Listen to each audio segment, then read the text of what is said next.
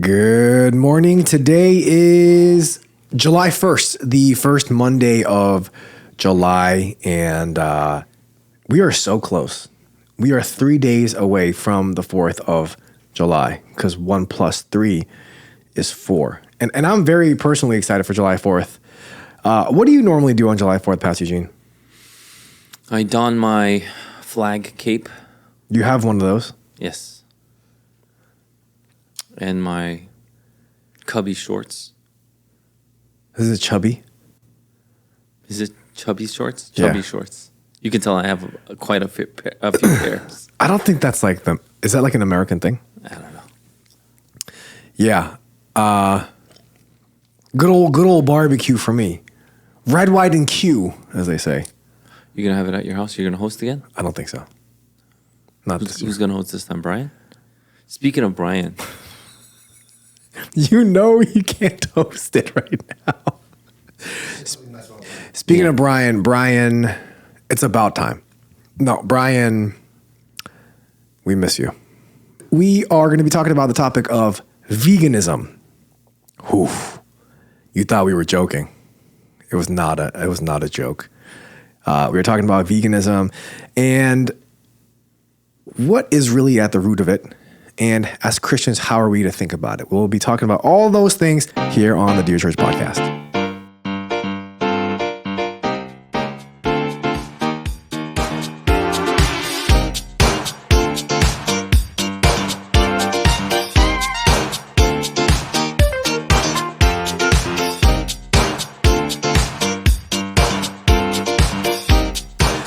Welcome to the Dear Church podcast, where we exist to fill your ears and your minds with the study of God to see the world as disciples of Christ. My name is Sam Yang, and we have with us Pastor Eugene Chunsuk, and Dawei is actually his real name. You can look him up. He lives in So, today is a big day in that it is the first Monday of July. Also, we were talking about veganism. I never knew that we would be talking about veganism when we started this podcast, but this is a very good topic, I think, that we can discuss. And, people that have heard us for the past couple of years and people that have known you, I think know that you don't think favorably of vegans. what? No, I love vegans. You love them or you don't love them? I love vegans. Vegans are like my favorite Favorite, like, people group? dish. So, Aren't we sitting on vegan leather too? how do you know it's vegan? Because we didn't pay a lot for these seats. So vegan means cheap. It means fake. So when I say that Chunsak has a vegan attitude, he's just a faker.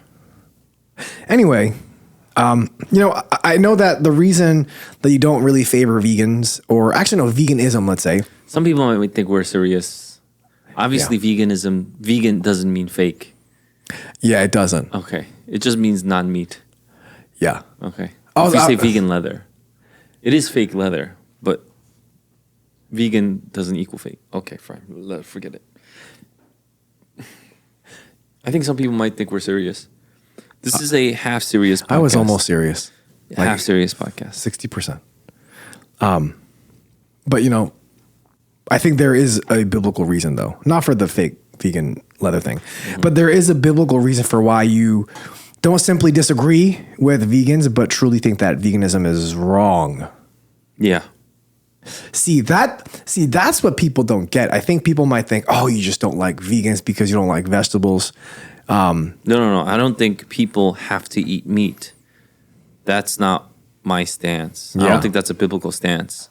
You don't have to eat meat. But if you say you cannot eat meat, it is an biblical stance. Yeah. So there is a difference there. Yeah. And we'll get to that. And so I think this topic, it helps us to consider maybe some other things that we may view in our world today as simply a no big deal, just preference, right? Because people might think, what's the big deal? That's just their preference.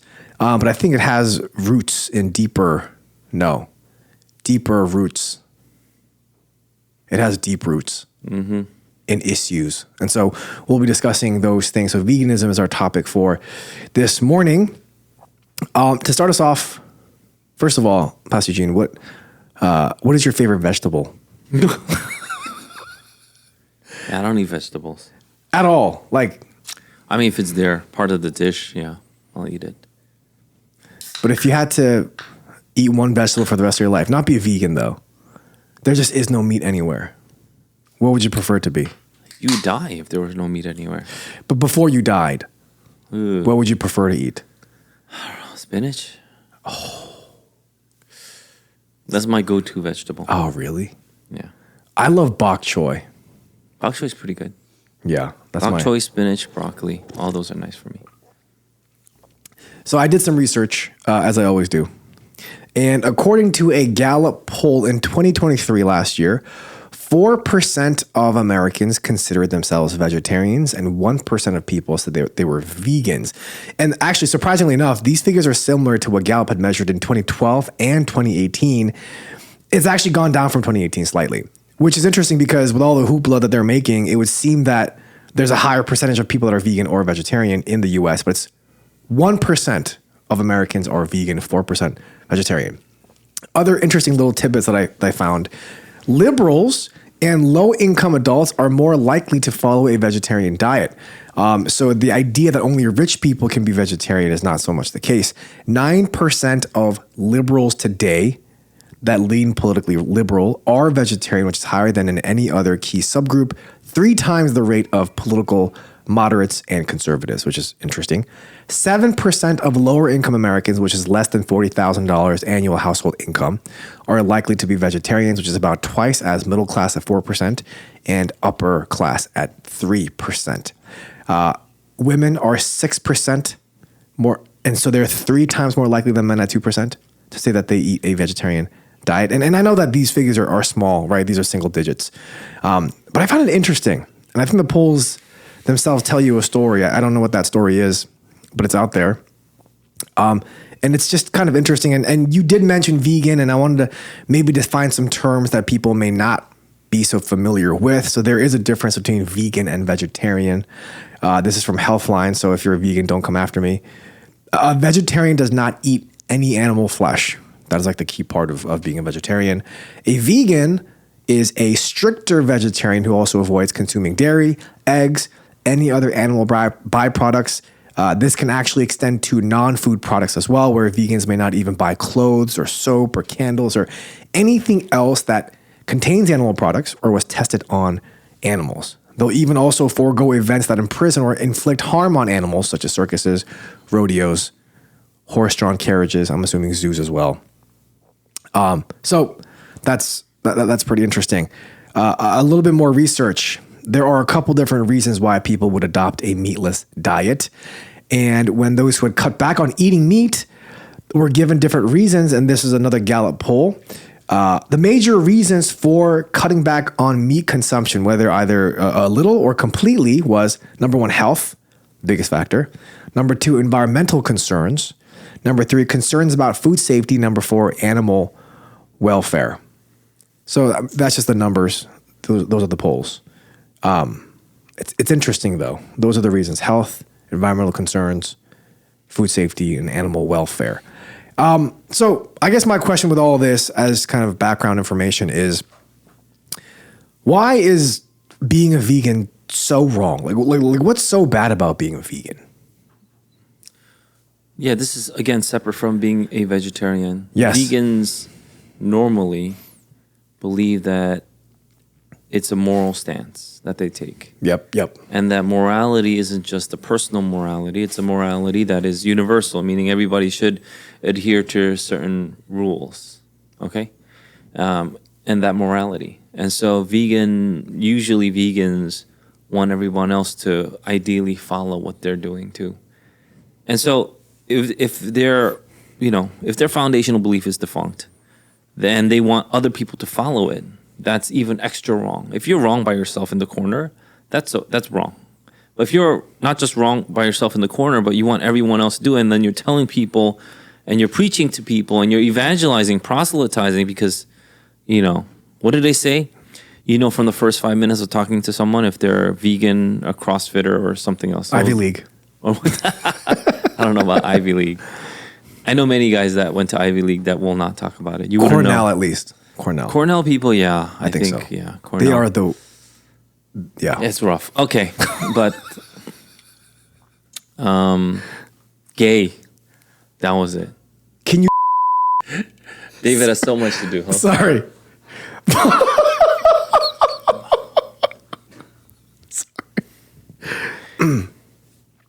Yeah. And so, yeah, we should go. Let's do the foundational first stuff. Yep. And then we could go into some of the more specific arguments they have. The foundational stuff is maybe Romans 14, 2-3.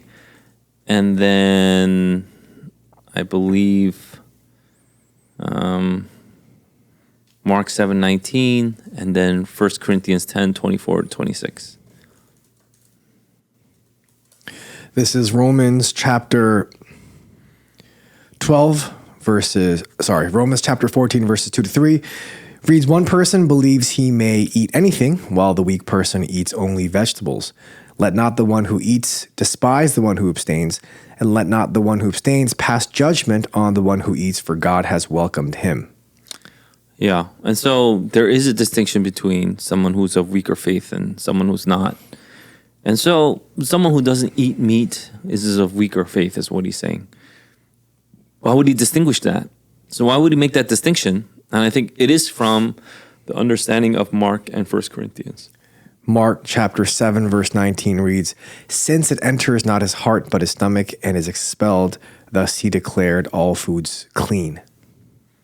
And 1 Corinthians chapter 10, verse 24-26 reads, let no one seek his own good, but the good of his neighbor. Eat whatever is sold in the meat market without raising any question on the ground of conscience, for the earth is the Lord's and the fullness thereof. So this understanding that Jesus declared all foods clean and everything in the earth is the Lord's is antithetical to everything that vegans believe, okay? Okay. Vegans believe that each entity or animal has a spirit and a life unto itself that belongs to the self. It belongs to the animal itself. Does that make sense? Yeah. So the dog has a life to itself and has a right to that life, and you can't go against that. Okay? Does that make sense? But there is something, though, about the Christian and taking care of the earth, though. How does that factor absolutely. in? But this is not going against that. What I'm saying, that's the vegan worldview would be this animal is an autonomous being and you can't impinge upon its sovereignty. I see. Okay. What we're saying, Christians, isn't that we don't take care of anything. That has nothing to do with taking care of the world, but how we take care of the world. How do we take care of the world? And understanding that everything in the world is God's. Yeah. So that's where the Christian starts from, which is different from the autonomous sovereignty of an animal. That's not where the Christian starts from. The Christian starts from God owns everything. And because God owns everything, he gets to dictate what the world should be like, whose is what is whose, that kind of thing, okay? And so when Jesus declares all foods clean, like it says in Mark chapter 7, he's also saying that you can consume everything. And this is what Paul has his understanding that he kind of elaborates on in 1 Corinthians 10. Romans chapter 9 or 14 was more about, you need to be understanding to that weaker brother. What I don't think people understand is even Christians today, if you're a vegan or a vegetarian, people almost see that as, oh, you're so disciplined. How can you do that? I love red meat. Right. And it's almost as if we look up to them. Mm-hmm. That's not how Paul even saw them. So your view of the vegetarian or the vegan isn't even the same as what Paul would have had. And so there are, the way we rank and rate even faith expressions are different. And that's what I want to get to. In the beginning, what we see is that everything is God's and God dictates how everything gets used. And when, the Lord says to Peter, get up, kill and eat, Peter thought that certain animals are good, certain animals are not good. But at least they were animals. At least he believed that. Right. But then the whole point was in that dream vision before he met Cornelius was that every food is good, meaning just because you eat something, you can't judge someone on it as well. That's what it also means. That's why he was able to go to the Gentile house and say, okay. And then he was able to eat with the Gentiles until he did separate himself when the Jews came, and then Paul, stood up against him in his face, right? That's what it says. And so, in Galatians, right? And so what we are seeing here is food plays such a big part in our understanding of faith. So to get the food part wrong would be a big problem for us, is it not? So we need to get the food part right. What part does food play in our faith? And if we get that, at least have the foundational aspects, then at least we can start from there. And then if we differ on certain, details, I think that's okay. But as long as you have the foundation right. So what you're saying then is that veganism at its root is not just a preference, but it's more of, it's a system where you believe that these animals have their own autonomy. And because of that, because you believe in this, you judge those who do eat meat because you don't think that they're morally correct. Or at least you don't look upon it well. And I get it. There's a whole spectrum and a range. Not all vegans are out there judging people, but there are vegans on the extreme where they want to kill people who eat meat. It's like you kill an animal. It's the difference between you killing the animal and me killing you. There's no difference, right? Oh, there's a huge difference. It's just you don't have the right worldview. And so we want to be able to distinguish that.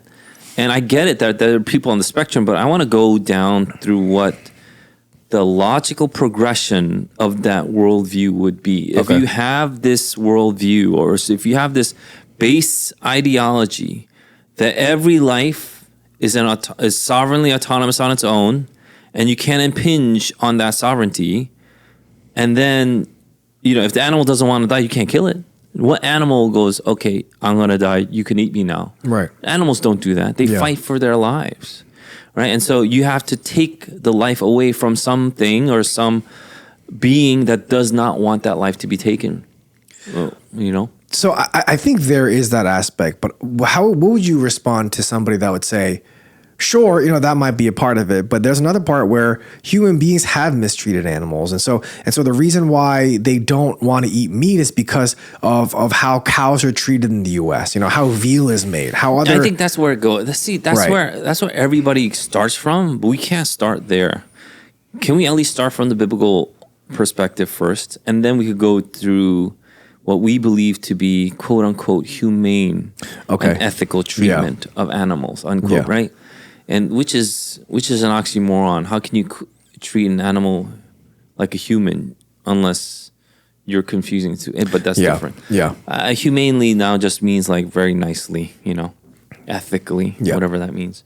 And so we want to start with the biblical foundation first. Everything in the earth is the Lord's. Everything thereof. Everything that the earth produces is God's.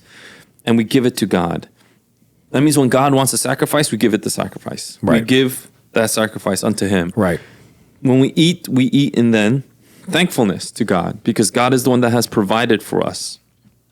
When we consume, when we have a pet, whatever we do with the animals, since we're talking about animals, it needs to be done under the knowledge that this is the Lord's. Mm-hmm. And so even if I have a dog, that dog is the Lord's ultimately, and I am a steward of the dog.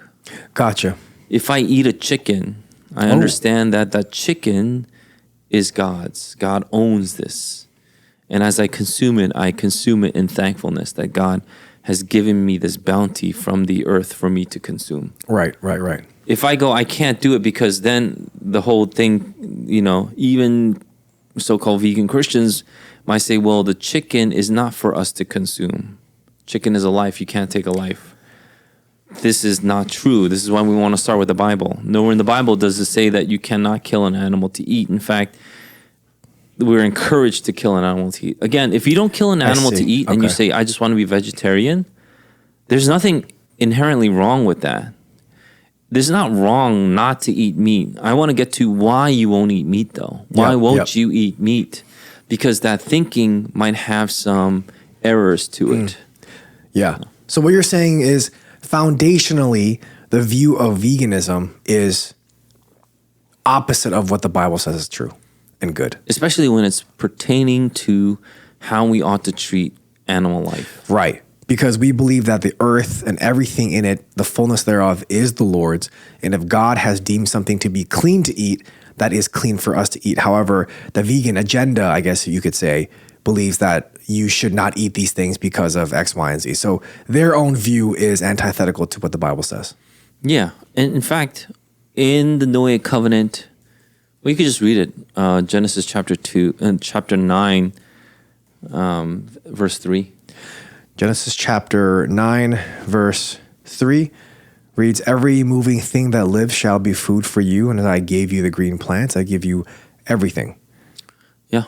So the plants and the animals are for us to consume and eat. But what about verse 4? "But you shall not eat flesh with its life, that is its blood." That's a stipulation on how to consume, Gotcha. not what to consume. Gotcha. So, okay, so foundationally, veganism and its beliefs are wrong. Yeah, so when we say veganism is wrong, we're not just trying to, make you feel bad or dumb For liking vegetables. for not eating meat. For not eating meat.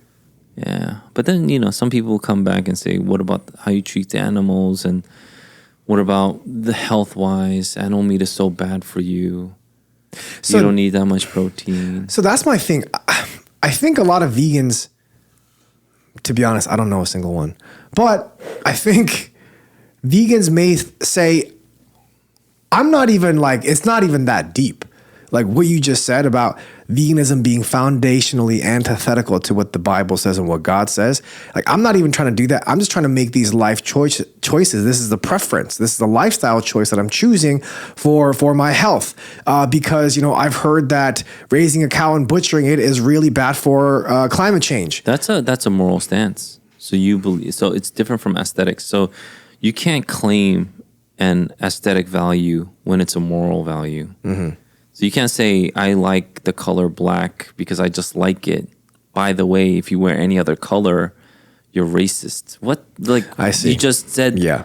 You can't confuse the two. So I just like being a vegan or a vegetarian because I don't judge anybody. But the way we treat animals is so horrid. I see. That's you just already started to put it into the moral category. You can't do that. So if there is a reason why, and I get it that if we're gonna take apart the whole argument with nuance, then I will say that a lot of treatment with animals, they are unethical and it's nasty, it's dirty. Mm-hmm. The way they would butcher and the way they would store, the way they would raise, what they would feed, and how we got mad cow from all of this nastiness, right? So absolutely, I agree when I have conversations with vegans, when they say things like that to me, I agree. There's nothing for me not to agree on. So I was like, I agree. In the end, they're like, so you're going to be a vegan? I was like, no. They're like, what? Yeah. But don't you agree with everything that we said about the treatment of these animals and how you butchered and how it's just like, the way we cage them, the way we treat them is so terrible. How can you consume it? Right. It's like, yeah, it's terrible. And I hope we change that. But it's not going to make me stop consuming. Mm-hmm. And I hope there will be, so sometimes I feel like, maybe this is for later, but I'll just put it in there for you. Like vegans have a role to play in society because they're so loud. Maybe if it weren't for them, we wouldn't have cage-free, organic, free-range eggs. Maybe we wouldn't have that. Maybe it would just be those white ones, dull yellow yolks that we get to eat with no nutrition. But what if someone were to come back and say, okay, I get what you're saying, but on this podcast we have said before that certain streaming platforms stream things that are inappropriate, stream things that are unbiblical, stream things that are evil. And therefore, we are refraining from watching those streaming platforms, right? We're not saying that just because they lose one customer that they're going to change their ways completely, but we simply do not want to consume it because we know that it's wrong. What they're doing is wrong. can't someone use that exact same argument for meat and say, I get it. It is wrong what they're doing, and it's unethical, and it's morally wrong how they're treating these animals. And as Christians, we should be taking better care of the earth. That's what we were here to do. We're to guard. And if I believe that's wrong, can't I not eat meat because of that? Not saying that all of a sudden Purdue will be like, oh my gosh, Sam, please come back. We need you to eat our chickens. But I'm saying as a moral stance, I'm going to say, no, this is wrong. And so I will abstain from it. Isn't that okay? Yeah. I think if you have a personal belief that you want to be a vegetarian, I think that's okay. I don't think that's wrong. I'm just talking about if your argument is because this is some treatment to some animals or a lot of animals, no one should eat meat at all. I see. See, even the vegans that I've met, they don't even think like that. That is a very extreme position.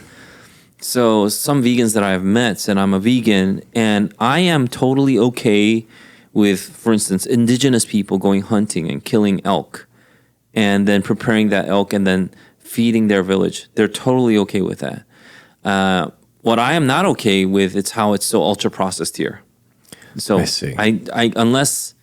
So I would ask them, what if I could get you, because I know some distributors, I could get you that elk. Would you eat it? It's like, I don't know. See? So that's where it starts to not connect with a lot of people. I see. But they are thinking. They're not like just robots, at least the ones that I've spoken with. And so not every vegan is like the vegan that you see on the internet, because I think those are robots, literally robots. They're bots. And so I don't think that the average vegan really just only thinks so reductively about everything that they do. But there are people that are activists and they're passionate about their activism, and veganism is part of that. So I get it that there are people like that, and they will see them on the internet. But the vegans that are really introspective and they're thinking about this, and they're thinking about the moral implications of putting something in your mouth, and they have a conscience that they want to make sure it doesn't get aggressed, then I could respect that, actually. I respect that. I have a conversation with you, and I want to make sure that you're consistent with all the values that you hold and you posit. And so there should be a back and forth between vegans and, non-vegans. Ultimately, you have to be a Christian, though.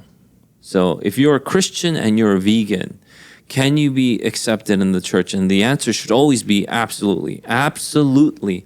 Because the number one thing is, what Paul says, whether you eat or whatever you do, do it for the glory of God, right? So that's the one thing that he always hones in on.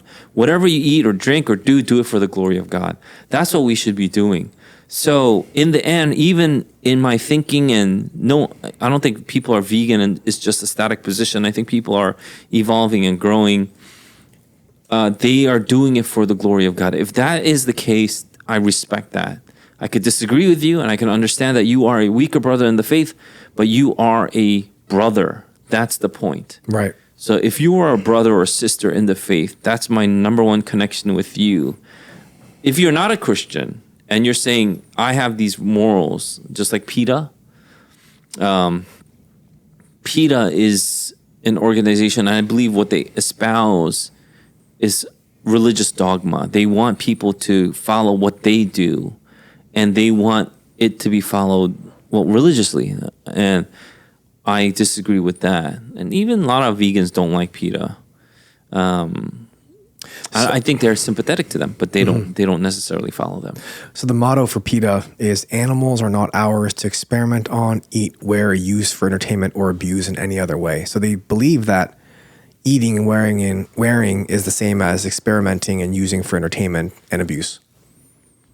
Yeah, I think it's all like, if you treat them like humans, then, and you are liberal and you have the liberal worldview, then it has to be through consent. Right. Since animals didn't consent or can't consent on certain things, you can't do it to them. Like even in entertainment, they wouldn't like it if like a dog came out in a TV show and it was portrayed poorly or something to that. Because they don't know. Yeah.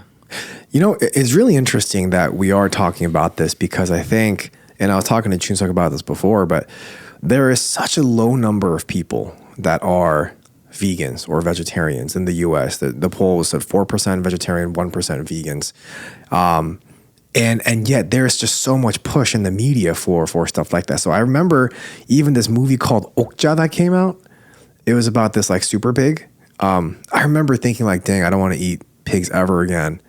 And then I had samgyeopsal the next day, which is pork belly. And I felt wrong, but it was delicious, so I just forgot about it. Well, I think this is where my conversations with vegans have, helped and also in many ways enlightened my perspective on certain things. Like, their arguments aren't necessarily all wrong. They have some good points. Yeah. And a lot of what has been given to me, at least. And the point is that we are so many degrees removed from the actual slaughtering and the butchering of the animals that once it comes to our plate, we don't know. It's just something that's tasty. So we just get the end result. Okay. So we don't get the raising, the feeding, the cleaning, the birthing, any of that to the butchering plant, to the packaging and distribution plant, to the refrigeration, to our refrigerators. And sometimes we don't even cook. If we're a kid, it just appears on our plate, right? Right. So we don't even see any of that until it comes to our plate, and then it goes on our food. So we're so many degrees removed that none of this stuff makes sense. Whereas if you went out and you killed an animal yourself, you butchered it, you sliced it up, you put it in your freezer, you carried 400 pounds of elk on your back, and then you lugged it back home, and then you were able to make sure that you can properly store it, and then it comes out. In the end, it comes out on that kitchen table on a plate. There's a different kind of appreciation for it. Right. So I don't know how many times we would actually sit down and be like, oh, hamburger, great. And then you just eat it. Or hamburger, great. What about the cow? How is it, treated or dealt with? Yeah. Until it got to my plate. I don't think anybody gives a thought about that. But I think in the ancient world, they did. And so if we're talking about how humans have, grown and matured over the centuries and the millennias, then I think it is in modern day where we have that large degree of separation from the animal to the plate. So do you think that as Christians, we need to shorten that distance? I'm curious because I keep on, I'm reminded of just the command in Genesis for Adam to keep the garden.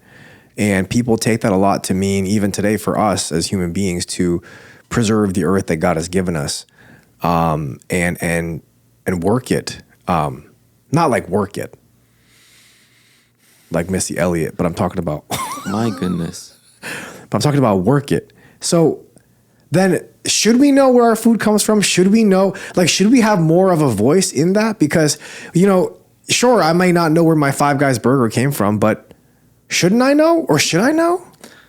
There's always these extremes that we could always fall into. I remember watching an episode in a show called Portlandia. Oh, yeah. And the two main actors, they would go to a restaurant, and then they are shown a menu. It's like, oh, where's this chicken from?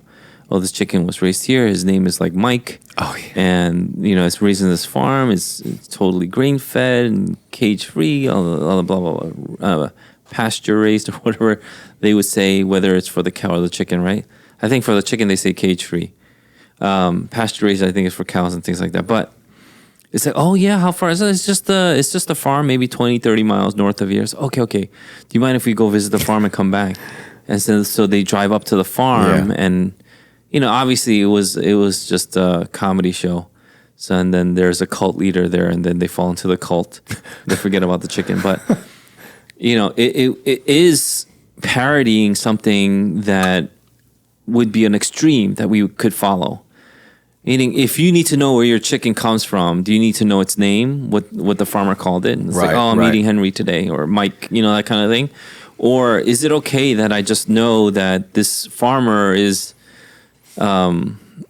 decently trusted, doesn't break any regulations, and his or her goal was to produce meat for public consumption. Yeah. And then we could just put it on our plates.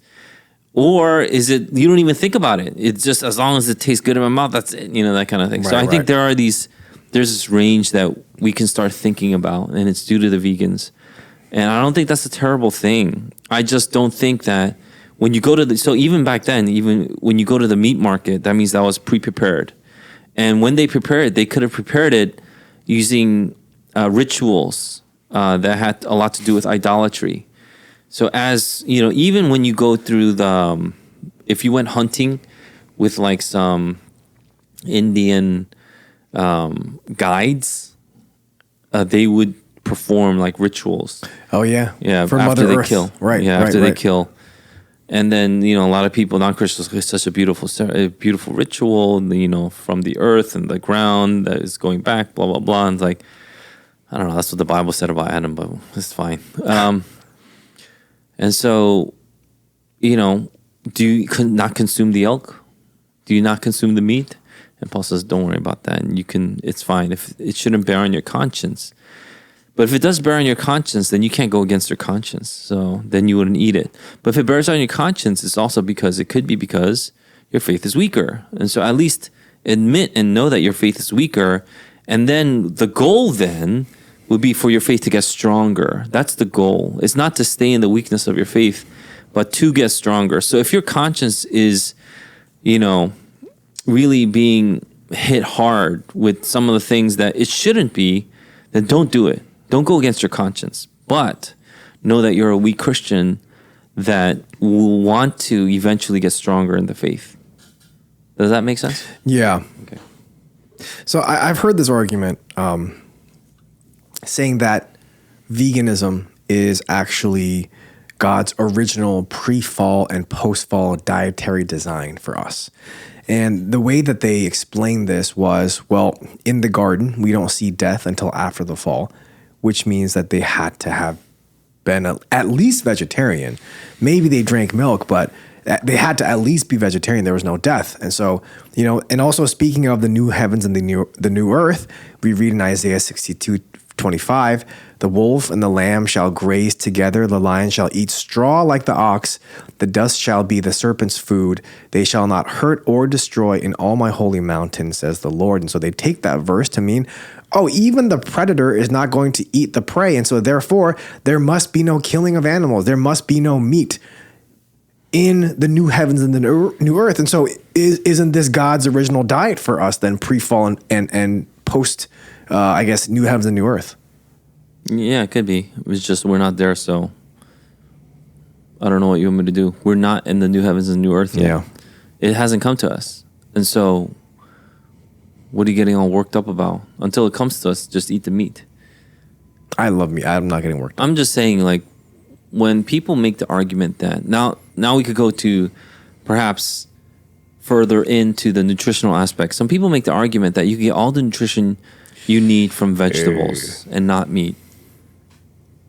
That's not true. That's just not true. Yeah, that's just not true.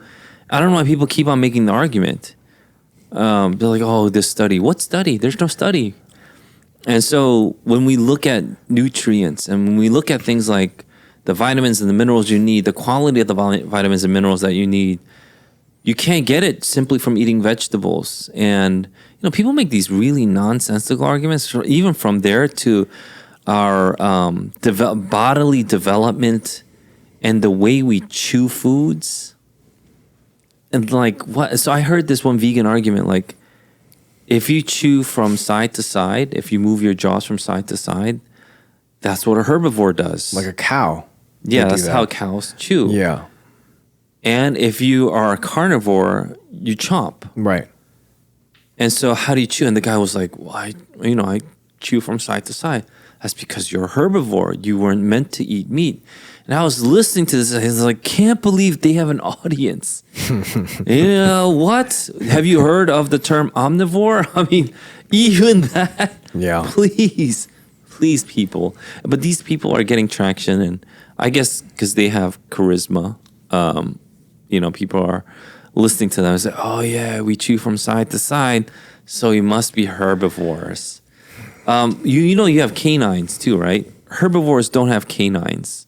You don't have canines? canines have canines. That's true. Carnivores have canines. And so there's so many things out there that's like you'd have to ignore. I'm not someone that says you should only eat meat, and I'm not someone that says you should only eat vegetables. And I get it that some people are on the carnivore diet, some people are on the vegetarian diet because they believe it's good for their health. And I hope it works out for them. I honestly do, because if you want to be healthy, I really do want you to be healthy. But, I hope you understand that what might work for you might not work for someone else. It might not be universal. So I think we should take a more humble stance. So this is from the National Library of Medicine, the National Center for Biotechnology Information. While several studies have shown that a vegan diet decreases the risk of cardiometabolic diseases such as cardiovascular disease, type 2 diabetes, obesity, and non-alcoholic fatty liver disease, veganism has been associated with adverse health outcomes, namely nervous, skeletal, and immune system impairments, hematological disorders, as well as mental health problems due to the potential for micro and macronutrient deficits. And I've heard of vitamin. Wow, that's a great name. Vitamin. B12 is lacking, I believe, in the vegan diet as well. And so, I mean, people say that they went vegan because of health reasons. And I think that there is, obviously an increased risk of cardiovascular disease with meat, but that's because you can't be just eating all types of meat all the time with no exercise. You just can't. You got to be moving. You got to be healthy. You got to be physically healthy. Veganism isn't going to change that for you. As a matter of fact, it actually leads to other issues as well. And so the best medicine is in moderation and exercise. I don't think changing a diet is going to just make you live 10 extra, 20 extra years just because you change the diet only. Yeah, I think that's a good point. Moderation in what you eat, healthy exercise would lead to a healthy, long life. So I'm wondering, we talked about the weaker brother earlier in Romans, I believe. Does this then apply to different scenarios? So we talked about food. What about alcohol? Does this mean that Christians are to support movements like the prohibition? You mean we would use the same reasoning or argument for alcoholism? Because getting drunk is a sin. Yes.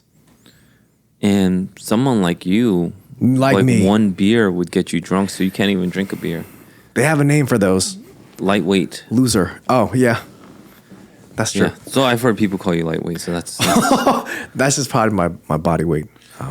Not in reference to alcohol. Okay. Could be both. This makes me think, because the reason why I wanted to bring up this topic as well is not only for veganism and what it is, not to just hate on vegans, but I wanted to maybe think about other ways that we potentially deify the creature rather than the creator. And we make moral judgments where God has said it is okay. Are there any other ways that you've seen Christians kind of go down this path of veganism, not necessarily veganism, but just this path of veganism where we are making our moral judgments and judging our other brothers and sisters that may be making different decisions? Yeah, I think that's the number one thing. That's the point that we should definitely stay on, is the point that the Bible makes and Paul continuously makes, whether it's in Romans or Corinthians, that you should not despise someone else for what they're eating. Right. That shouldn't be the standard of judgment by what you eat. Whether you are a vegan or you're an anti-vegan, don't despise the brother or sister. In fact, we ought to love one another. So that's the point. The point is, even if you disagree on what you eat or how you eat it, you should not despise your brother or sister. You should love them. Yeah. And this is why conversation and dialogue is important. And so I know that may not have been your original question, but I really wanted to stay on that. If you're probably listening to this, you're not a vegan, our podcast. But if you are, just know that if you're a brother or sister in Christ, we love you just as much as any other brother or sister. I mean, like that's a carnivore, the point. yeah. But at the same time, if you are someone that eats meat, you cannot look down on someone who just eats vegetables. That's not what we do. We Yep. could disagree, and I think we would cordially disagree. We would amicably disagree. And you could say, well, I don't like the way they treat animals, so I'm just going to, cut it off wholesale. And I think my concern would be what you had. How are you going to get your vitamins? Don't worry about it. I got it. It's okay. If you got it, you got it. But for the most part, I don't see that happening. So a lot of vegans that I know over the years cannot sustain that diet, or they become incredibly unhealthy. Yeah. And so that would be my concern for them. The amount of green leaves that you have to eat just to get some sort of vitamin B is insane. You can't just consume that, You can't eat a tree. So No. that's the point. You can't eat like a cow. No. Because cows eat a ton just to get those. Just eat like 6 eggs. That's a good recommendation. Yeah. Maybe like 12 eggs. Eat all the vegetables you want and eat 12 eggs a day. It gets queasy. Oh, a day, not in one sitting. No. Just do like 4 eggs a meal or something like that. Oh, okay. And then you'll get all the vitamin Bs and the 12s. Every single vitamin out there if you just eat the eggs. Is in the egg. It's in the egg. Egg yolk. We should have eaten eggs today, I was thinking. Thank you for that. Any other comments, Pastor Gene? Yeah. It ultimately does boil down to, whatever you do for the glory of God. Meaning we never deify the creature. We don't deify man. God is God. And we give him all the glory. And when we receive something, receive it humbly. And I would say even if you are a meat eater, if you were to abstain from meat for a time because you're fasting, that's super. If you're a vegetarian and somehow meat got slipped in, whoops, that's fine. That's fine. You're fine, And so it really ultimately is about giving glory to the Creator.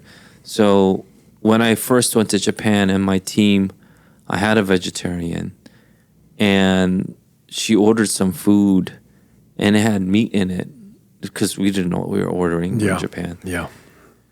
It's like, oh no, it's like, actually I got something that didn't have meat in it. So I was like, oh, you should eat this. It's like, no, I'm totally fine. I'm just going to eat it. It's like, no, just eat this. So there was a back and forth, and, she just wanted to eat the dish that she ordered because she didn't want to impose on anybody else. That's beautiful. I really think that was a beautiful heart. Yeah, I really appreciated that about her.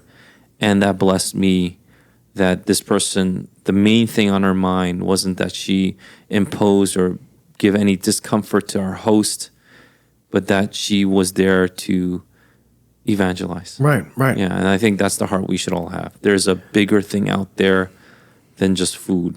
I think that's the point of even Peter. Peter would go to Cornelius, and the food shouldn't deter him from preaching the gospel or going under their house. Meaning, if you go into someone's house, you eat their food, whatever they give you. Yeah. And so that's what he had to do, to be in the house.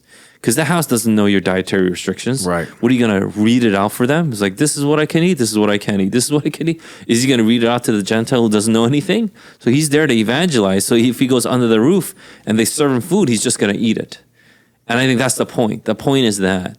And so if you have these dietary restrictions, it's imposing on people. When you go out with friends or when you have fellowship, it's like, I can't eat this, I can't eat that. That's an imposition. And so even the vegetarians or vegans or anybody with a dietary restriction that I know of, even people in our church who hold to some sort of restriction, when they come to the fellowship, they don't hold it. Right. And in fact, it's the other way around, where when I went to a larger group, people would say, this person, don't you have this dietary restriction? We prepare something else for you. Wow. Yeah, and then so we will give that person something else. And so this is the point is that we love the other person. And the point is that we share this love with each other. And I think that's the greater point that is sometimes missed in arguing, from saying carnivores versus veganism. Yeah, people have never, anyway. No, when you come over, I go, extra protein. I sprinkle protein powder on everything that you drink. Yeah. Thank you for that. Everything is very chocolatey.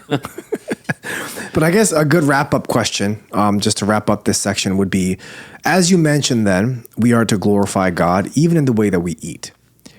How do you do that? Because, okay, we give thanks to God before we eat. We pray. We give thanks to Him for what He's given us, how He's blessed us with everything that we need. But in the act, is it like in the way we chew? Is it the way that we digest? Like, how do we glorify God even in our eating? How can we do that? No, I think you just said it, and I think that's the main thing. When you eat, drink, whatever you do for the glory of God. You eat in thanksgiving, and I just can't remember the Bible verse off the top of my head, but you eat in thanksgiving, and when you do that, your table is full of blessing. It's an overflow of God's blessing. So not only do you recognize the blessing as you are thankful in your eating, you become overflowing with blessings as well. So you're even more thankful. So I do believe that that's the kind of heart that we should eat in. Whenever we are sitting down, and I think in our church, it's more than just a work culture that I wanted to set. I wanted us to eat together, because eating together produces thankfulness. Not only do we eat in thanksgiving, but as we eat together, it produces even more thankfulness. So I insist that we eat together. And a lot of times we will eat the same food, meaning we'll go out to the same, or we'll take out from the same restaurant and things like that. And that produces thanksgiving. It produces gratitude. So I would say if you want to know how to glorify God in your eating, make sure that what you said is the thing that we hold on to. It's thankfulness. Was it possibly Deuteronomy 8? You can read that. I think this relates. This is Deuteronomy 8, chapter 8, verses 6 to 10. And this is remembering the Lord your God. So you shall keep the commandments of the Lord your God by walking in his ways and by fearing him. For the Lord your God is bringing you into a good land, a land of brooks of water, of fountains and springs flowing out in the valleys and hills, a land of wheat and barley, of vines and fig trees and pomegranates, a land of olive trees and honey, a land in which you will eat bread without scarcity, in which you will lack nothing, a land whose stones are iron, and out of whose hills you could dig copper. And you shall eat and be full, and you shall bless the Lord your God for the good land he has given you. Was that it? Yeah. I mean, I think it has a lot. It has a lot to do. Eating is a huge part of it. A lot of things, and it's sad that we don't eat together anymore. Communities eat together. Families eat together. It's a huge part of our lives, and I hope that, if anything, you will find more ways to eat together rather than not. And if dietary restrictions are going to keep you from eating with one another, then get rid of those dietary restrictions so that you can eat with one another, unless it's an absolute health thing. And I completely understand, That's different, though, I think. It is different, I think, because, if you're suffering from a disease and you have to abstain from a certain food, we totally understand. And I think your brothers or sisters in Christ would make way for you to still participate in that fellowship. I don't think it's coincidence that in the prayer that our Lord taught us to pray, it is, our Father who art in heaven, hallowed be thy name, thy kingdom come, thy will be done on earth as it is in heaven. And those things, you can see it as an address and something that we can almost start seeing as a supplication. But the first supplicatory remark is, give us today our daily bread. And I think that's no small thing. How can we go from doing the will of God to eating bread? Yeah. Because they are connected. And I think it's a huge thing that we're actually saying when we're saying, give us today our daily bread. It's a very big thing. It's not just a small thing. And so hopefully that we get to see that eating together is an amazing thing we get to do with the people that we love. And so that's why the work culture I have is to eat together. If you're with a family, eat together with your family as much as you can. Yeah. And with the church family, for our church, I want you to stay after service and eat with us. Oh, yeah. Because we provide food. Oh, yeah. Delicious. And, you could sit with the people that you know, and you don't have to sit with people that you know, but just sit in the same room. I think the time that we have eating together after church service is wonderful. I think people stay for hours, actually. People don't want to go home. Thank you for that, Pastor Eugene. We're going to go into a quick Q&A. What you got? bag. This is from Proverbs 22, verse 22. Do not rob the poor because he is poor, or crush the afflicted at the gate. Every Wednesday during the summer, we have our Words of Wisdom, which is a teaching by you, a teaching and then a discussion time that we have with our brothers and sisters here at our church. And this past Wednesday's topic, the discussion was on these verses, right? On this verse in particular, the first verse, do not rob the poor because he's poor, or crush the afflicted at the gate. And there was a discussion question where you asked, who are the poor? How do we define the poor? And, this is a fun time of discussion. We talked about salary. We talked about purchasing power. We talked about being people who are defenseless. We talked about people that are in need, that have basic necessities that are not met. And we talked about all these different things. But I wanted to hear your take on how the Bible defines the poor, or your take on that and what the Bible says on who the poor are, and how we can better obey this today. Yeah, I may have a slightly different take than some of my contemporaries, perhaps. I don't know. And I definitely probably have a different take than what people talked about on the Wednesday. But I wanted people to talk about it, so it sort of gets the ball rolling. Yeah. And I'll probably tackle it further in detail in our next Wednesdays. Right. Wow. Which because is this Wednesday we won't have Wow. So it's July 10th. Yeah. So on July 10th, we'll come back together and we'll talk about it. But I'll start out. So if you listen to this, maybe you could think about this for a week and a half until our next session. It's just like veganism. So it's very pertinent to today's topic. Yep. Thank you. What? Because I orchestrated. Sure. Yeah. Thank you. It's how many degrees we're removed from our food. It's how many degrees we are removed from the poor. The poor we're so many degrees removed from the poor or a poor person that we just see them objectively, not like as an object, not objectively, as an object. So it's not personal to you. When there's a poor person, we're supposed to deal with them personally. I think that's what the Bible continues to kind of show us. Make sure you don't treat the poor like the other. Like someone that is not part of the community, right? Someone that is not your neighbor, someone someone's still deserving of respect and honor, just as any other person.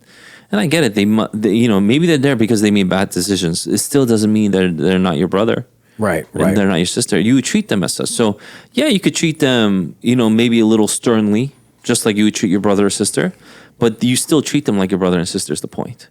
And I think people don't start from there. So whether you are someone that wants to help the poor broadly, or whether you don't think that's a good thing, I think both. So what I was trying to do is I was trying to get everybody to see that the poor is someone this is a people group that's so many degrees removed from you that you just think about the poor.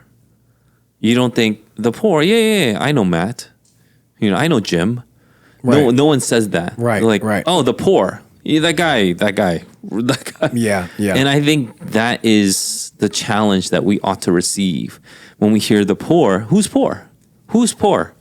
Do you know anybody that's poor? Why not? You know that there are poor people out there. Why don't you know them?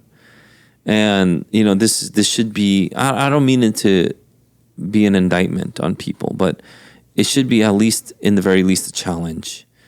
And so when we talk about the poor, what we should do for the poor, and this is how we should help the poor, you can have all these different things. But I did give a little hint with the sanitation department when I gave the story about the sanitation department. And just for those that didn't come to our WOW session, I'll just say it.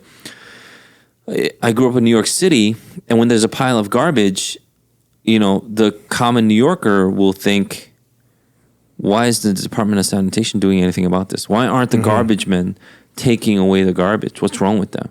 But you go to any rural area and there's garbage on the street. What do? You take it and then you throw it out. That's what a normal person would do. That's what I would say. But once you go into the city, you become more and more multiple degrees removed from everything. Everything you're removed. And I think the more removed we are from all these things, the more distant we are from the things that we ought to do. It's harder to attach a moral property or value to it. So is it good to help the poor? Who's going to say no? Then is it good to have a government program to feed the poor? And that's where it all starts to break apart because we're so removed from that. So what happens? The government collects our taxes. The federal government collects our taxes. Is that how it works? And then they start to distribute according to what they think is right to institutions, the institutions to the programs to the states to the cities and the other municipalities, and then the municipalities, they set up, and all in the meanwhile, all this bureaucracy, meaning bureaucrats, are all getting paid to do this, to disseminate money. So all your money is shrinking until that government money that you pay taxes for helps the guy next to you. Is that what you want? But that's what people think. So if Jim is next to me, he doesn't have money. If I give $5 to the government to help Jim, by the time it gets to Jim, how much money is going to get to him? Right. And so that was the challenge I wanted to pose. If there's someone poor, who are they? And if you don't know anybody poor and you really want to help the poor, aren't you a hypocrite? If you really say we should help the poor, where are the poor? Who is the poor? What's their name? Where do they live? Do they not have a home? Then what corner are they sleeping at? Do you know any of these things? And if you don't know, then you are blind, because I guarantee you someone in your circle is poor. You just don't care. I think you're a hypocrite. I think you're a liar. I don't think you really care about the poor. I think you care about your moral stance.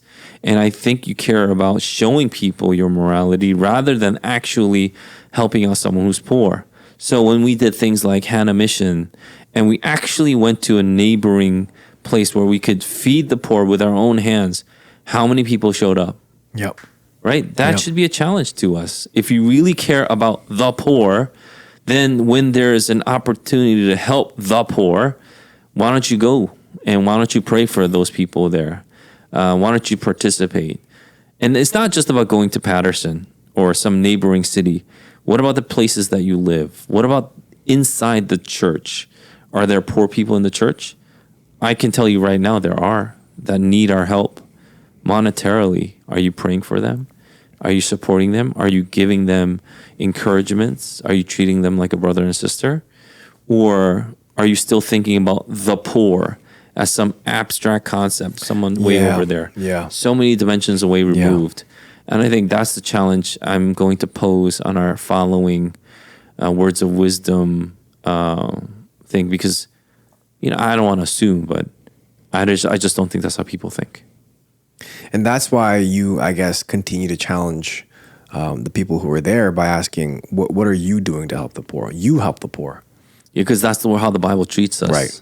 Or treats us to help the poor. It's you helping the poor. Not saying other people need to help out the poor. All these rich people need to help out the poor. The Bible doesn't say that. The Bible doesn't say the rich people should help out the poor. Even if they're rich, the Bible goes to the rich person, you help the poor. You didn't help the poor. That was an indictment against them, right? With Lazarus. What about you, though? Because in the end, it might be an indictment against you. Right. Because how do you know you're not the rich man and you didn't help Lazarus? Because the rich man didn't even notice Lazarus. He just let him eat crumbs. He's like, whatever, let him eat the crumbs off my table. Didn't give him time of day.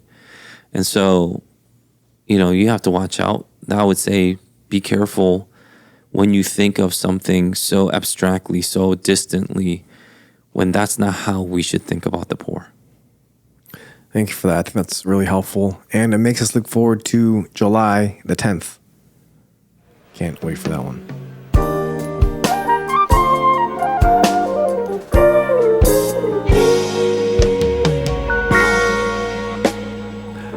Current events. This is a big one. I guess they're all big ones. But there was a debate. It was grandpa versus grandpa. And it was an 80-year-old President Joe Biden debating against a 78-year-old former President Donald Trump. And I think there are a lot of comments even coming in right now. We're recording this on Friday, the 28th of June, and it happened yesterday, the 27th. So there are a lot of comments happening. People are saying that next week is going to be a huge week where the Democratic Party is going to do something. because of the result of it and what it looked like. And what it really was people say it was a failure on President Joe Biden's part to give confidence to the people that he could lead this country. And so people are saying the Democratic Party is going to do something. They have to do something, or it's just going to tank. I want to ask a broad question and a specific question. So the first, I guess, broad question is, how do Christians react to this past Thursday's debate? And the specific question is, I think oftentimes when we talk about this election, we talked about abortion a lot. And abortion was a big topic for Christians. And to the point where we said, if abortion is the only issue that matters, I would still vote for the president that goes against abortion because it's that big. This is genocide. This is murder. And interestingly enough, during the debate, President Biden struggled to explain his party stance on abortion.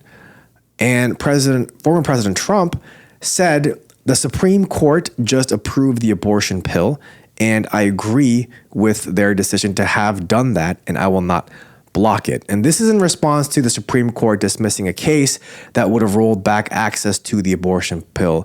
I think it's pronounced mifepristone. Mifepristone. And so he said that. He's also for regulating abortion in the states, that the states should be regulating it. And he supports the exceptions for rape, incest, and to protect the life of the mother. It may not have been the statement that Christians were wanting to hear from Trump, and it seems like he's taking a more compromising, I guess, stance compared to his previous years in 2020 and 2016 as well. And so how are we supposed to think through this? And so I guess just broadly, the debate as a whole, and also this topic of abortion in particular, how do we think through this as Christians? Yeah, if abortion is the primary issue of our day, especially because we have millions and millions of people being killed every year. 60 and upwards of 60 to 70 million babies have been murdered since Roe v. Wade, which has only been like 51 years.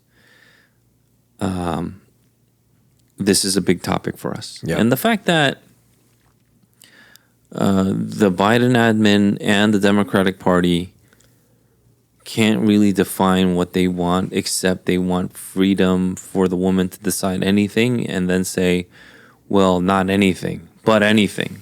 Well, not anything, but anything. It was, it just shows you it's just not coherent, the argument. So either you can kill the baby at any time, even after it's birthed, or you can't kill the baby because it's a baby. Mm-hmm. It's a life. I don't know what happens magically in a certain amount of weeks, or when it goes through the birth canal, some magic happens to the baby, and then it becomes a life. Like it's sprinkled with fairy dust through the birth canal. And then you can't kill it. But that's not even what the Democrats believe. Even after the baby goes through the birth canal, meaning the baby is delivered, they can leave the baby on the table and then decide what to do with it. Yeah, it's tough. And then, I remember hearing one of the Biden admins who were administration members that was taking an interview said, I remember the exact interview, but if we find it later, we could put it up. When we talk about third trimester abortions, these are done with the consent of obviously the mother, with the consent of the physicians, more than one physician, by the way. And it's done in cases where there may be severe deformities, there may be a fetus that's non-viable. So in this particular example, if a mother is in labor, I can tell you exactly what would happen. The infant would be delivered. The infant would be kept comfortable. The infant would be resuscitated if that's what the mother and the family desired. And then a discussion would ensue between the physicians and the mothers. We'll make the baby as comfortable as possible, put it to the side, and then decide. Whether he or she lives or not? Yeah, that is. And then he's just trying to be very, very nice about it. But that's the craziest statement. Yeah. I'll make you as comfortable as possible before I decide what to do with you. Yeah. And that's the position of the Democratic Party. It's it's truly evil, and it's incredibly heartbreaking and sad what they do to all these babies. But, on that flip side, Donald Trump has progressively gone more liberal in the abortion stance. And I do believe it is a political maneuver, and he's trying to get votes. And I think he believes this is a successful maneuver for him, because Christians will still vote for him as long as he is right of the Democratic Party. And you can't be more left than the Democratic Party. No. And so as long as he goes right next to them, Christians will still say, at least it's not bad as the Democratic, stance on abortion. And so we got to vote for this guy. And in fact, I think he's right. I think Christians will vote for him because he's just slightly right of the Democratic Party's stance on abortion. It just shows you that we still have a lot of prayer to do, and we still need to, make sure we're not being manipulated and we're not being pandered to by anybody, whether it's Biden or Trump or anybody that might take the platform. We will not be pandered to with empty words. The reason why we stand on this issue is because it's the issue of our lifetime. And no one else may think that. But, once this age passes, people will look back, because truth is eternal. People will look back at this time and go, can you believe they killed 70 million babies because they thought it was their right? Right. And, that is a crazy thought, that we have been living so long thinking that this was a human right. And this is what Biden said at the debate. Like, they took a right that women had for 51 years. Under Roe v. Wade. Under Roe v. Wade. What about the human rights that we've had since the beginning of creation? What about those rights, Mr. President? And so those are things that we ought to continue to pray for and fight against. Thank you for that. And we'll continue to see what, unfolds, and we'll continue to pray for the current leaders and the future leaders of our country. But Thursday's debate was disappointing, to say the least. For you? Oh, yeah. After we heard what Trump said, yeah. I think that was a big disappointment for me. I think the other issue that is pretty big and up there is immigration. Yep. And immigration was talked about a lot, so I was happy about that. Having borders or secure borders, having any borders at all, and securing our nation so that both the alien / sojourner / immigrant, whatever translation you want to read, abide by the same laws as the native or citizen is a very, very important thing to uphold. This is a biblical principle, but it is a universal principle. Maybe we could just read. There's so many places in the Bible where it says that, but Exodus 12, I want to say 40 something. 49. Exodus 12, verse 49 reads, "There shall be one law for the native and for the stranger who sojourns among you." So whoever's in this land has to abide by its laws.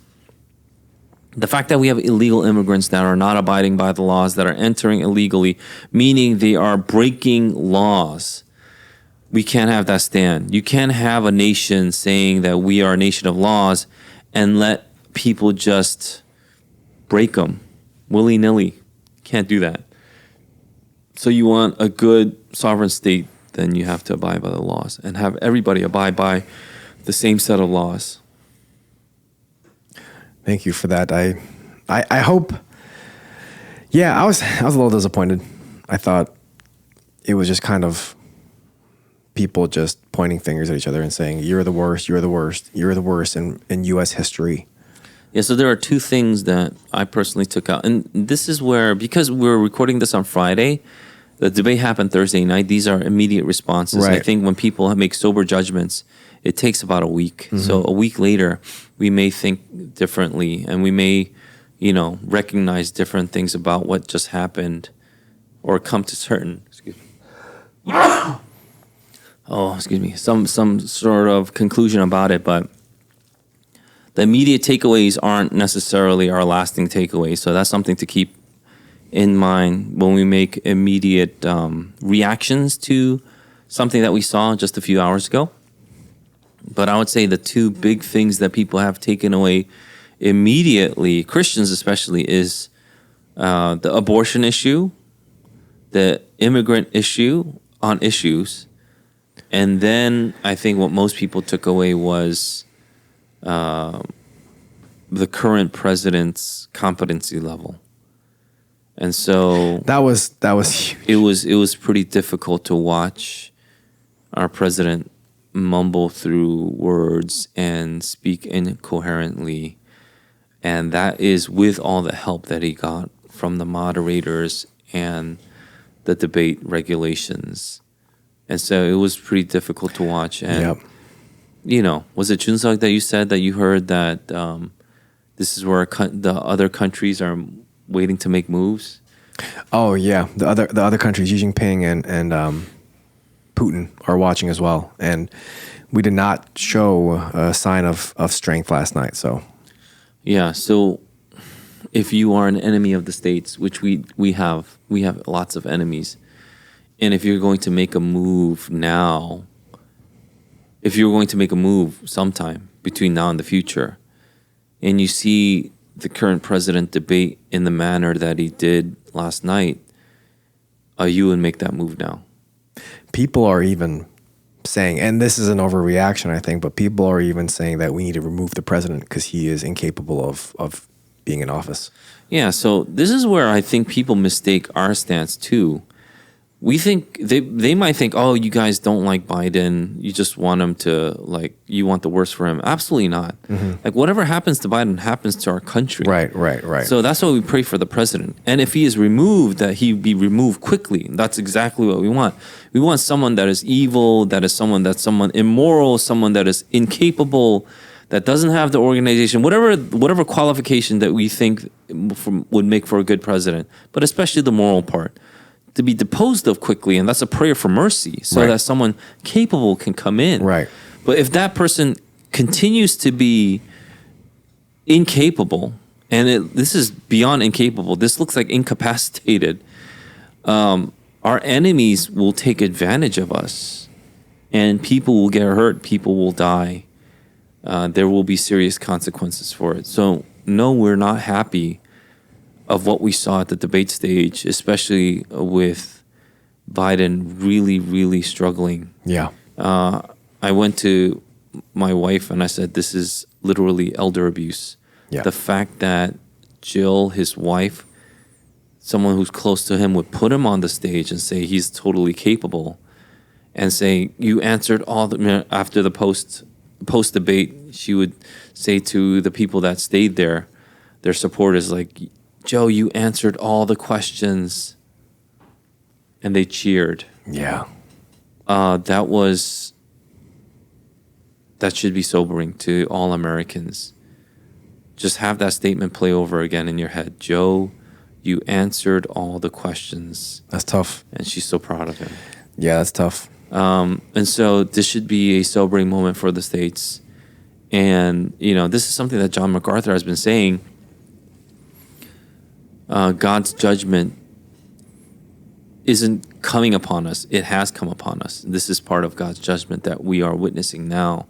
A nation that prides itself on sexual immorality and the murdering of innocents is not a nation that God will stand by and not do anything about. Yeah. Thank you for that. We'll be continuing to pray for our leaders, present and future. Heresy or not? This was a video, actually, Pastor Eugene, that you sent me, and this was from a Roman Catholic priest, I believe. I couldn't tell, but from his I sent you a lot of videos, yeah. That's true, yeah. But this is the one that I thought was interesting for this segment. Can we play the video? In a very real way, Satan fears the Blessed Virgin Mary even more than God himself. not because he says that the power and hatred of God aren't infinitely superior or greater than the Blessed Virgin's, but because of his great arrogance, he's more frightened to be overcome by a little handmaid than God himself. And that sounds like it's kind of resonating with some of the things you've already said here today about the arrogance. Yeah, you think of St. Augustine, and even Aquinas, again, would say that, most people would say that it's the sin of pride. But Augustine and even Aquinas would say that you could take it a step further and say it's really the notion of the incarnation that the devil cannot accept. That human flesh will be elevated higher than he will. And if you think of the role of our Blessed Mother, she says yes to God. Eve's no and disobedience is reversed by Mary's yes and obedience. And then she becomes the Queen of Heaven, which means then again, she's even elevated higher above him. And so this video, it seems like the interviewer is saying in a very real way, Satan fears the Blessed Virgin Mary even more than God himself. And the reason why he says this is because of Satan's great arrogance. He's more frightened to be overcome by a little handmaiden than God himself. And then I think that the priest kind of goes into the notion of the incarnation being what the devil cannot accept, because it's an understanding that human flesh will be elevated higher than he, the devil, will. And he continues by saying that Eve's no and disobedience is reversed by Mary's yes and obedience, and then she becomes the Queen of Heaven, which means that she's elevated. That's a little tough, but I guess what is so wrong about this belief, Pastor?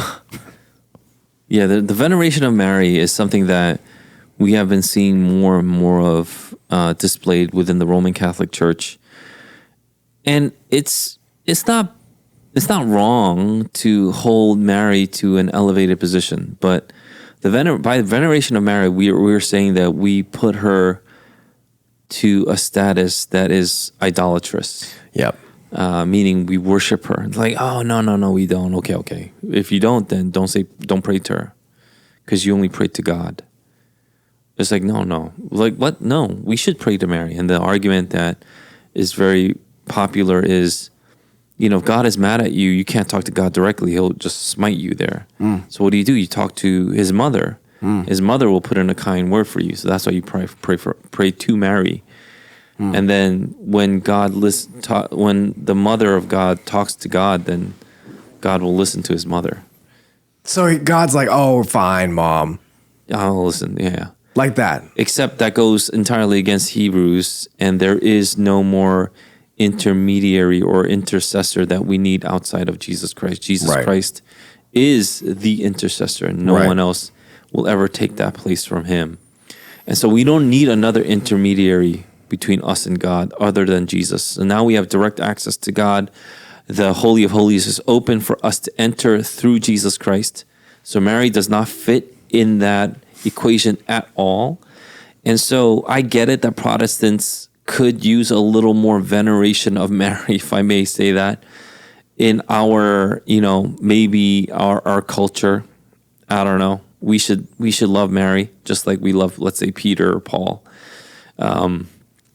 But at the same time, we don't lift her up, and we most definitely do not pray to her, worship her, make an image of her, follow her image, and then put her in this train, like a robe train, and then hold the robe as we go on. We don't do any marches or parades while we lift her up, and then everybody just cries.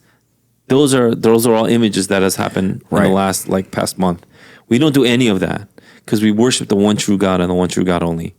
And so now that I said that, the reason why he's saying this is because there is a theology out there, a branch, I should say, that believes that the reason why Satan fell or rebelled against God is because Satan got wind of God's plan. God would create humankind, and humankind would be elevated above the angels.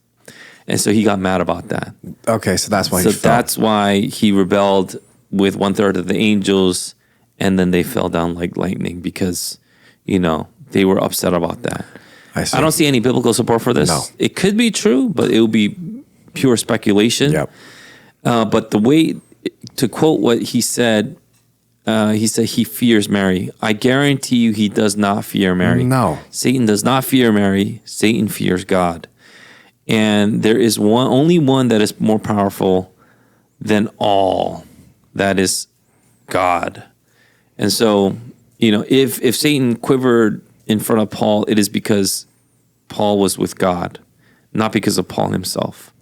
Okay, if Satan knew Paul, like saying, I know you, I know Paul, I know Paul, I mean, I don't know you. Remember that, Right. instance in Acts? It's because Paul knew God. Yep. That was the point of that. It wasn't because Paul was like some master that Satan should fear. And I think that's the point that is missed here. And so, is what he said heresy? I mean, there was other things that he said. What was it? Eve's disobedience was reversed Eve's by... no was reversed by Mary's yes. Yeah. So that's... yeah. Yeah, so that's eisegesis. And that's tough because you're saying the fall was reversed by Mary's obedience. Yeah, that's wrong too. Yeah, that's tough. The fall was reversed by the crushing of the serpent's head. Through Christ's obedience. Yeah. That's a tough one. I mean, there's so many things wrong. I think maybe at least 3 heresies in there. So I guess you have to hit it 3 times. I don't know if it'll handle it well. But it is like DeAndre Hopkins once said, I fear God, homie. And that's who we fear, not Mary. I don't know if I can press it 3 times, though. What's wrong with you people? June's like made this like DIY. It's really, really nice. Yeah. But thank you for that, Pastor Eugene. I think it's helpful. And please, no 1 CV or 2 CVs. It's tough. We should have like a 2 CV segment. Of course, that's first commandment violation, second commandment violation. So we thank you for listening to this episode of the Dear Church podcast. Can't wait to see you all next week. I think we'll have a lot of things to say about this debate situation. I think there's a lot more things to be discussed. So we can't wait to see you all next week. We hope and pray that this has been a blessing in your ears. Fight the good fight, finish the race, keep the faith. Peace.